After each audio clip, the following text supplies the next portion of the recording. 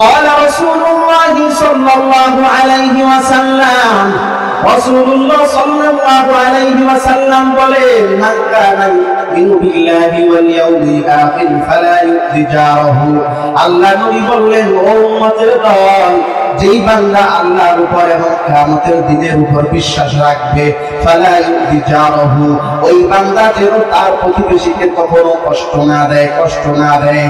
দুই নম্বর আল্লাহর নবী বললেন ওয়া মান কানা ইউমিনু বিল্লাহি ওয়াল ইয়াউমিল আখির, যেই বান্দা আল্লাহর উপর এবং কিয়ামতের দিবসের উপর বিশ্বাস রাখবে ওই বান্দা যেন কোনদিনও তার বাপ মাকে কষ্ট না দেয়। তিন নম্বরে আল্লাহর নবী বললেন ওয়া মান কানা ইউমিনু বিল্লাহি ওয়াল ইয়াউমিল আখির, যেই বান্দা আল্লাহর উপর এবং কিয়ামতের দিবসের উপর বিশ্বাস রাখবে ফালিউকরিম দাইফাহু, ওই বান্দা যেন তার মেহমান নওয়াজি করে, মেহমানদারির সম্মান করে, মেহমানদারি করে। চার নম্বর আল্লাহর নবী বললেন ওয়া মান কানা ইউমিনু বিল্লাহ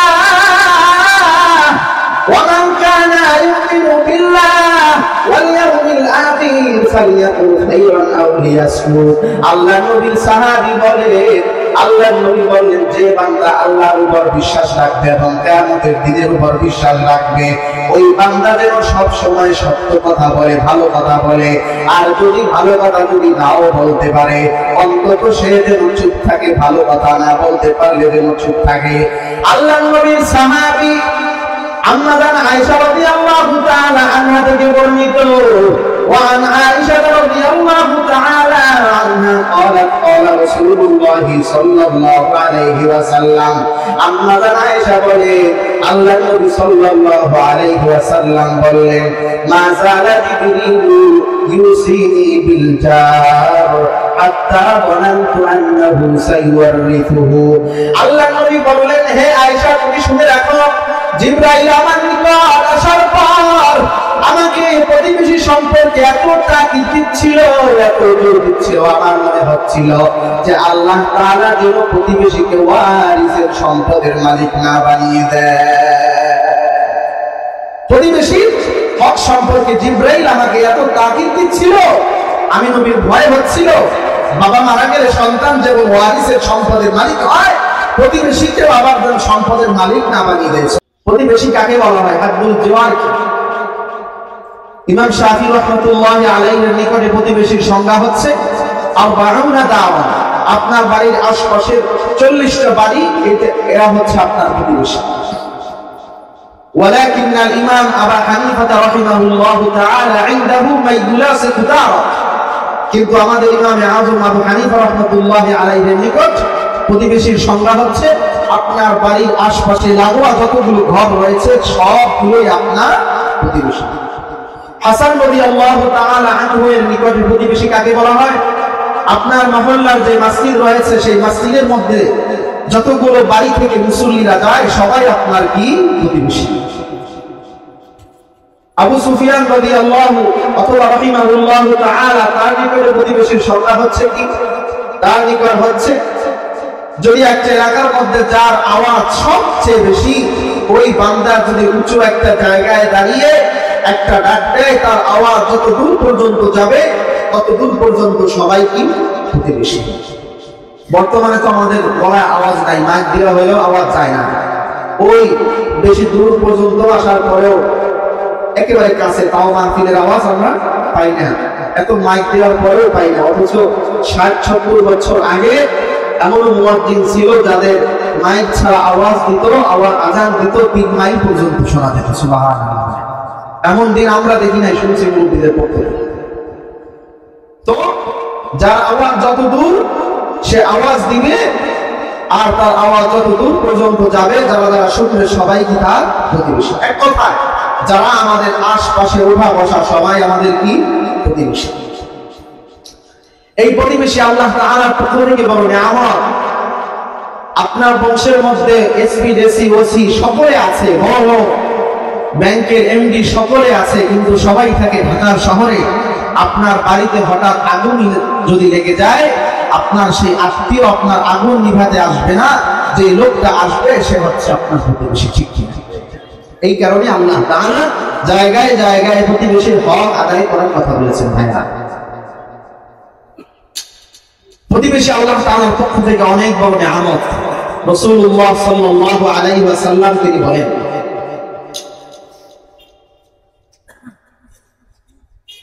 আরবাউন মিনাস সাআদা المرأة الصالحة والمسكن الواسع والمركب الهني والجار الصالح।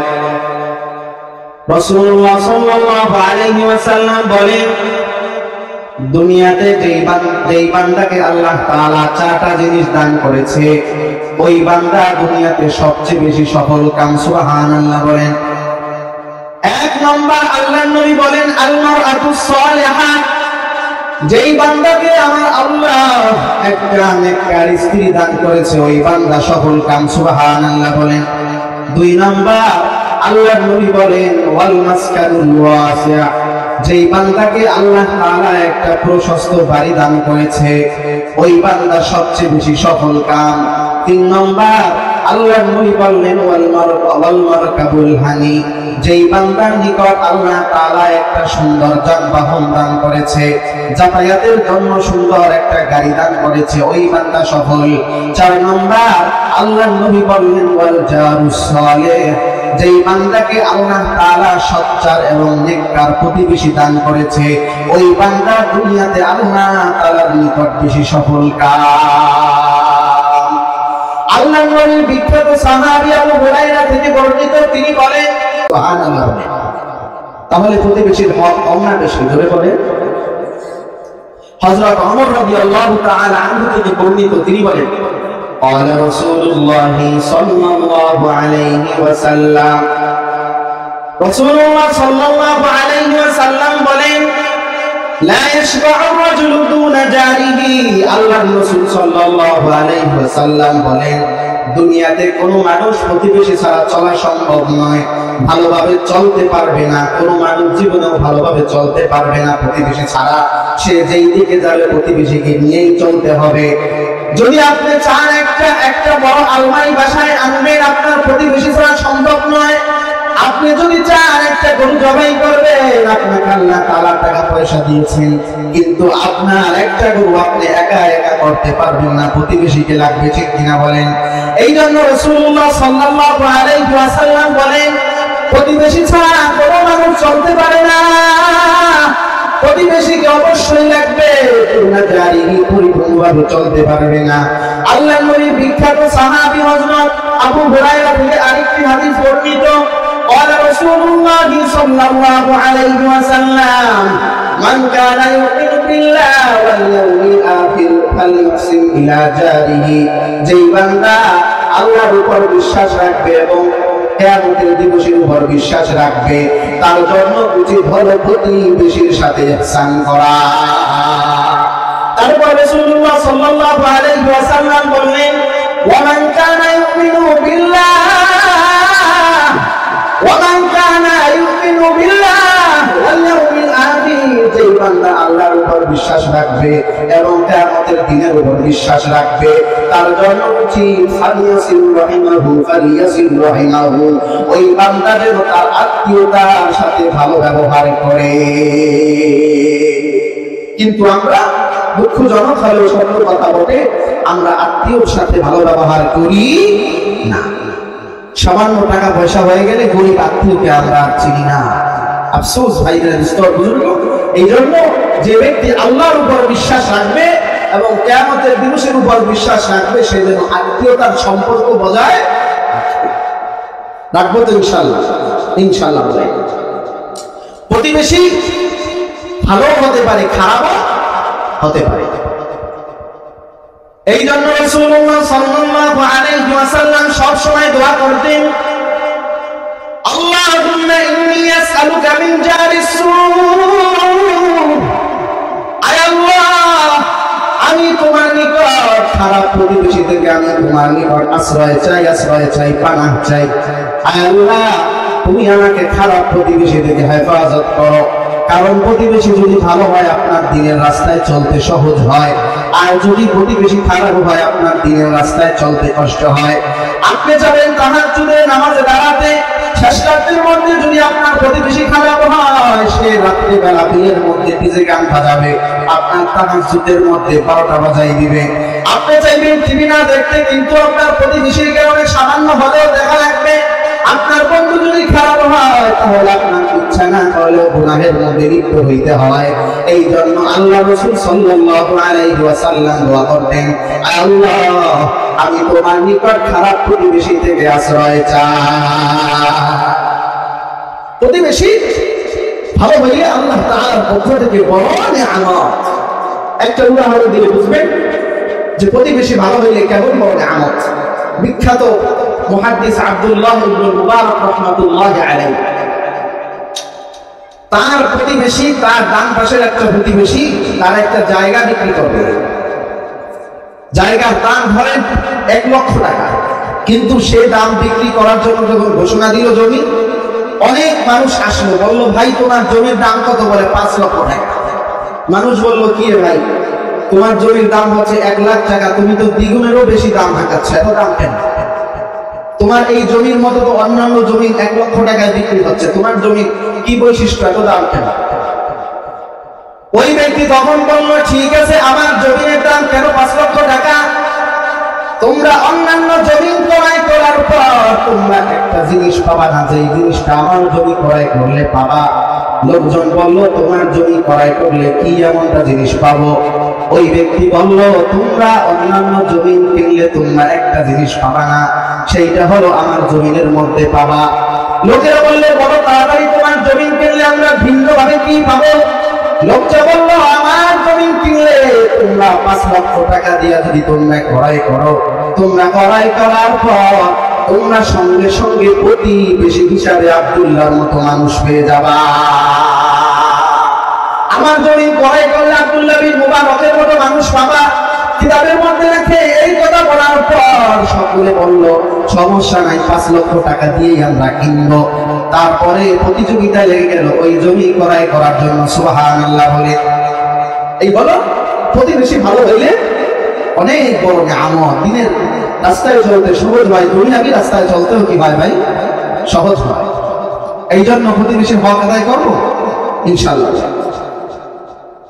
তাফসীরে রুহুল বায়ানের মধ্যে একটা হাদিস আসছে, قال رسول الله صلى الله عليه وسلم, রাসূলুল্লাহ সাল্লাল্লাহু আলাইহি ওয়াসাল্লাম বলেন, মান সাররাহু আন ইউহিব্বাহু আল্লাহু ওয়া রাসূলুহু, যেই বান্দা চায় আল্লাহ তাআলা তাকে ভালোবাসুক এবং আল্লাহর নবী ভালোবাসুক, ওই বান্দার উচিত ফালিয়াসুকুল হাদিসা ইযা হাদাসা, ওই বান্দা যখন কথা বলবে তখন সত্য কথা বলবে। 2 নম্বরে আল্লাহর নবী বললেন ওয়াল ইউআদ্দিল আমানাতা ইযা তুমিনা, ওই বান্দার নিকট যখন আমানত রাখা হবে ওই বান্দা তখন আমানতের হেফাজত করবে, আমানতের খেয়ানত করবে না। কারণ মুমিন বান্দা কোনোদিনও আমানতের খেয়ানত করতে পারে না। আর আল্লাহর নবী সাল্লাল্লাহু আলাইহি ওয়াসাল্লাম বলেন, যেই বান্দা চায় আল্লাহ এবং তার রাসূল তাকে ভালোবাসুক, ওই বান্দার জীবন যাবে কোনোদিনও মিথ্যা কথা সে বলতে পারে না। মুমিন বান্দা জিনা করতে পারে, মুমিন বান্দা সুদ খাইতে পারে, মুমিন বান্দা সব করতে পারে, কিন্তু মুমিন বান্দা মিথ্যা কথা বলতে পারে না। এইটা হচ্ছে মুমিন বান্দার স্বভাব। মক্কার কাফেরদের অনেক খারাপ গুণ ছিল, কিন্তু একটা ভালো গুণ ছিল, তারা কোনোদিনও মিথ্যা কথা বলতো না। লম্বা করে না, যখন আবু সুফিয়ান যখন মুসলমান হয় নাই, হাবশার দিকে চলে গেল ব্যবসার উদ্দেশ্যে। হাবশায় যাওয়ার পর হাবশার মধ্যে তখন আল্লাহ রাসূল সাল্লাল্লাহু আলাইহি ওয়াসাল্লাম, হাবশার বাদশার নাম ছিল নাজাশী, তার নিকটে রাসূলুল্লাহ সাল্লাল্লাহু আলাইহি ওয়াসাল্লাম কালেমার দাওয়াত দিলেন। বললেন আসসালামু আলাইকা ইয়া মান ইত্তাবাআল হুদা, হে বাদশা ইন্নী লাকুম রাসূলুল্লাহ, আমি তোমাদের নিকট আল্লাহর রাসূল মুহাম্মদুর রাসূলুল্লাহ সাল্লাল্লাহু আলাইহি ওয়াসাল্লাম। নাজাশী বাদশা এবার চিন্তা করলেন যে এই মুহাম্মদ আল্লাহ তাআলার সত্য রাসূল কিনা, এইটা আমার যে কোনো ভাবেই প্রমাণ করতে হবে। বাদশা এবার তার দেশের মধ্যে তল্লাশি শুরু করে দিলেন, মক্কার কোন মানুষ আমার দেশে আছে কিনা। লোকজন খবর নেওয়ার পর দেখলেন আবু সুফিয়ানের নেতৃত্বে একটা ব্যবসায়িক কাফেলা আছে।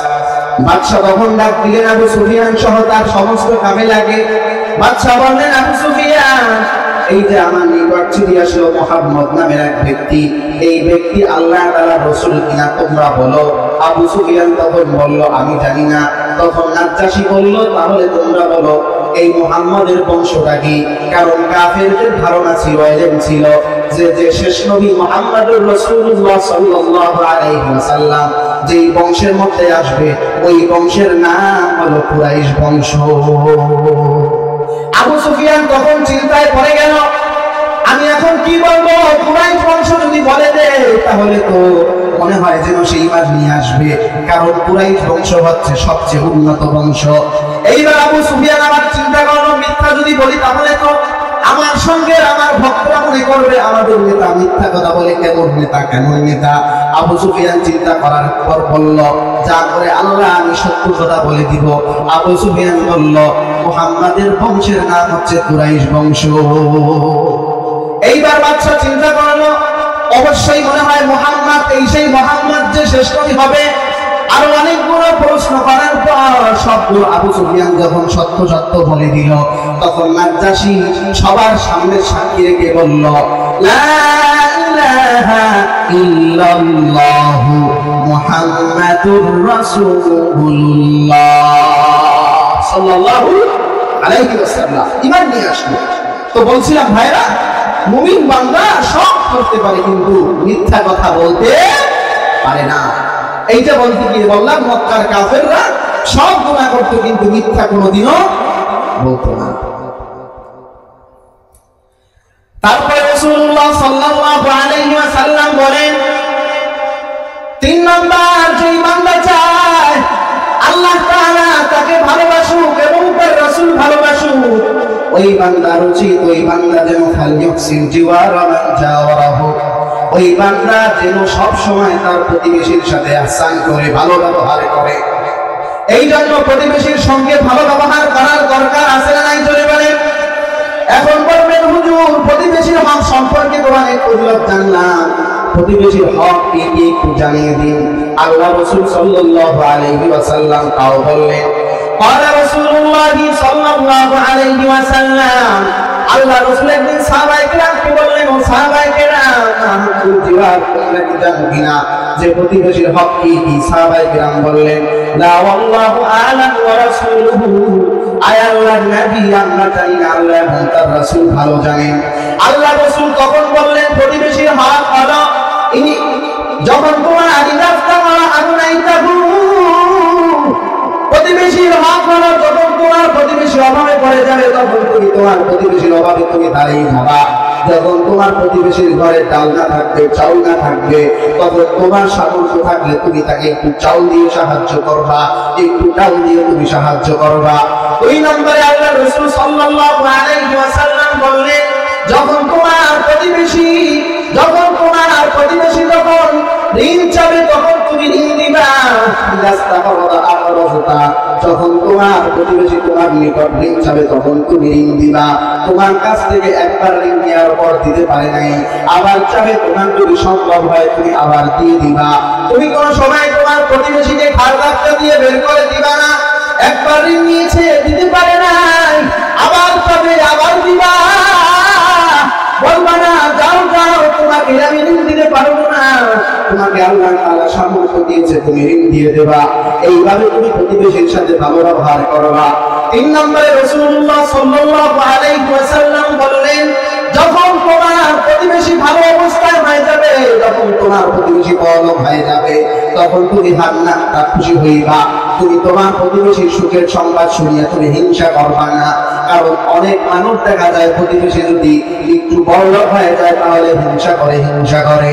যদি একটা প্রতিবেশীর ছেলে বিদেশে চলে যায়, বিদেশ যাওয়ার পর একটা বিল্ডিং দেওয়ার জন্য যখন প্রস্তুতি নেয়, তখন অন্য প্রতিবেশী বড়লোক প্রতিবেশী বলে চায়ের দোকানের মধ্যে বসে বসে বলে দেখবো কিভাবে বিল্ডিং করে 100 বস্তা সিমেন্ট কেনার টাকাও তো মনে হয় নাই। অন্য ব্যক্তিরা বলে যে সিমেন্ট তো কিনে ফেললো, বলে দেখবো কিভাবে ছাদ যখন দিয়ে ফেলে তখন বলে দেখবো কিভাবে ওয়াল দেয়, ওয়াল দেওয়ার পরে বলে তুমি তো বলো না ছাদ দিতে পারবে না, এখন তো দেখলাম ওয়ালও করে ফেললো। ওই বান্দা যখন বলে হিংসার ঠেলায় বলে দেখো কিভাবে টাইস করে, টাইস করার তো মনে হয় তাওহীদ হবে না। ওই বান্দা এবার টাইসও করে ফেলছে বলে বাথরুমের মধ্যে কল বসানোর যোগ্যতা হবে না। কল বসানোর পর বলে দেখো কিভাবে উঠে, বিদ্যুৎ আনার পয়সা তো মনে হয় হবে না। এইরকম হিংসুক আছে না নাই জোরে বলে?